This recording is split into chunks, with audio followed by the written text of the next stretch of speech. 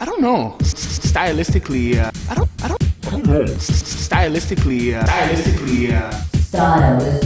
speaking. With Jacen Brooks. Jeremy Kennedy, he's fighting Mario Pereira. Both guys are undefeated, and this probably could be Jeremy's toughest test of his career. How do you see that fight going?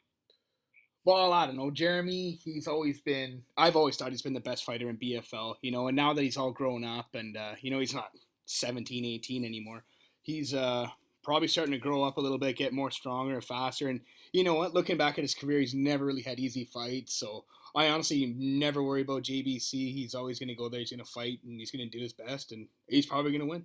Not worried. Do you see any jitters for Jeremy going into this fight, this being for a world title? Not at all. He's always comfortable, He's a tough kid, grew up in a rough neighborhood, so I don't really see him getting nervous or anything. And yeah, I think he's going to be the new champ for sure. Okay, how about Sean Albrecht versus Mike Adams? Adams was the former top 10 ranked bantamweight in Canada, and Sean is also a champion in another organization. He also used to be a coach of yours at West Coast BJJ. What do you think about this matchup? Master Sean, well, I love Sean. He showed me everything. He's taught me the MMA, right? I can't really take anything away from the guy. Sean's at the gym all day, every day. He's always getting better, always improving.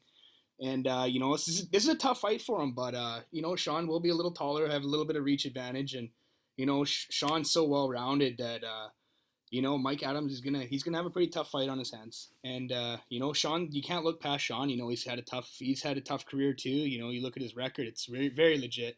And he's fought some of the best guys around. So can't take anything away from Sean.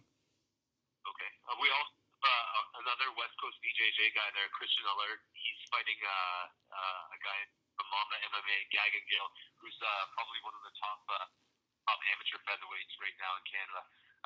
What do you think about this fight?